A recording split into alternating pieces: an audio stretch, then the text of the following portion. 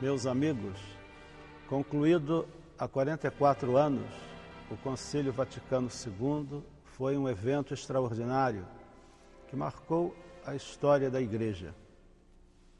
Com esse espaço de tempo já decorrido, muito útil uma análise sobre o cumprimento de suas diretrizes entre nós, uma oportunidade de avaliação que gera a ação de graças pelo bem realizado.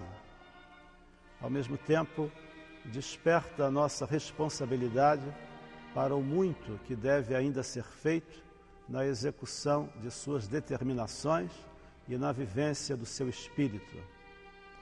Afirma o padre René Latourelle que o Vaticano II representa certamente a mais vasta operação de reforma jamais realizada na Igreja, não somente pelo elevado número de participantes, pela unanimidade eloquente das votações, mas, sobretudo, pela ampliação dos temas tratados na Assembleia Conciliar. O Papa João XXIII o convocou na Basílica de São Paulo, Extramuros, em 25 de janeiro de 1959, afirmando que o fazia não sem uma inspiração divina. Grandioso foi o objetivo proposto: atualizar a ação eclesial para enfrentar os problemas do mundo moderno em perspectiva universal. Paulo VI prosseguiu no mesmo objetivo e o concluiu solenemente a 8 de dezembro de 1965. A este acontecimento se remonta o Santo Padre Bento XVI com as seguintes palavras: na praça da Basílica de São Pedro, o Papa Paulo VI concluiu solenemente o Concílio Vaticano II. Teve seu encerramento no dia da Imaculada.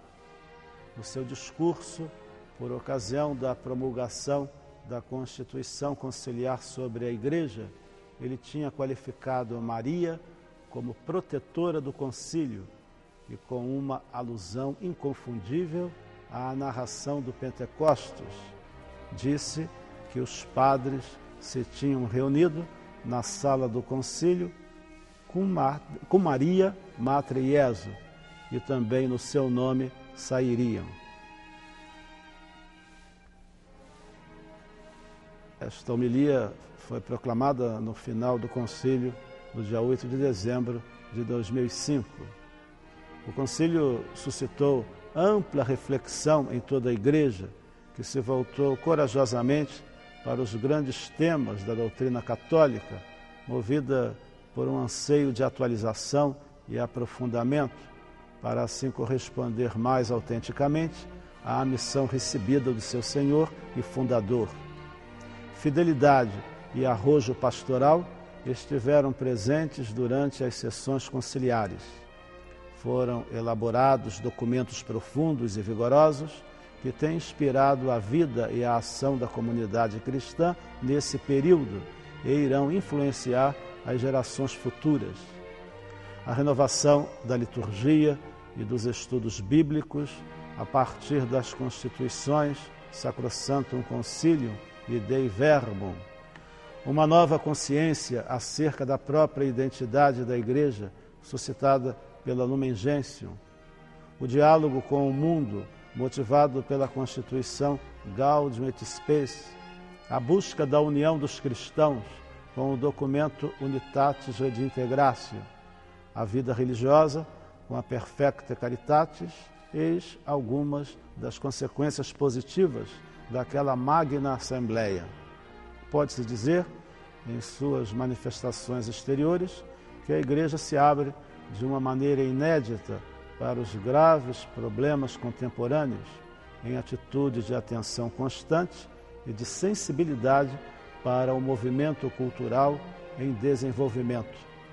Ela o faz porque experimenta também no seu interior uma renovação que a revigora, o apelo universal à santidade, maior consciência de ser povo santo de Deus que se manifesta em ardor apostólico e missionário. Foi dado impulso ao aperfeiçoamento da ação presbiteral e à vocação do leigo.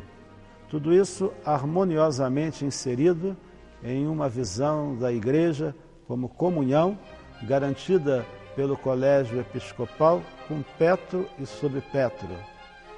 Os ensinamentos e o espírito deste concílio ecumênico não foram isentos de interpretações incorretas que levaram, não raras vezes, a práticas pastorais desastrosas e a atitudes eclesiais insensatas.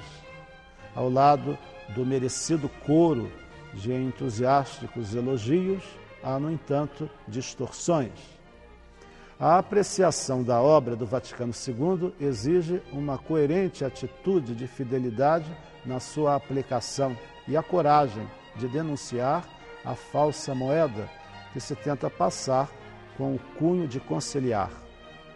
Tal deturpação assume várias formas. Uma realça um determinado ponto dos textos conciliares e propositalmente deixa na sombra do esquecimento outros que o completam e explicam. Uma outra interpretação dos documentos acaba apelando para proposições que foram reprovadas pelo voto dos próprios padres participantes do concílio, sem falar da insubordinação contra os legítimos pastores, das críticas ácidas à própria Igreja, da perda do sentido do sobrenatural e do compromisso inaceitável com os esquemas equivocados de um mundo que deve ser evangelizado. Frutos dessas anomalias se veem na liturgia, ao lado e no lugar dos benefícios advindos da Sacrosanctum Concilium, surgiram abusos e inovações infelizes. Os textos do Vaticano II devem inspirar nossa reflexão, animar os estudos eclesiásticos, orientar a ação pastoral de nossas comunidades eclesiais. A fidelidade aos seus ensinamentos é característica indiscutível de cada membro fiel da Igreja. Ao publicar o Código de Direito Canônico em 1983, o Papa João Paulo II, afirmando que o Código traz em si o espírito do concílio, augurava-se que a legislação canônica se torne instrumento eficaz do qual se possa valer a Igreja a fim de aperfeiçoar-se segundo o espírito do Concílio Vaticano II e sempre mais apta para exercer neste mundo sua missão salvífica. Isso está na Constituição Sacra Disciplinae Leges. Nestas palavras, temos a indicação precisa do caminho a seguir. Assim, recordaremos condignamente o concílio.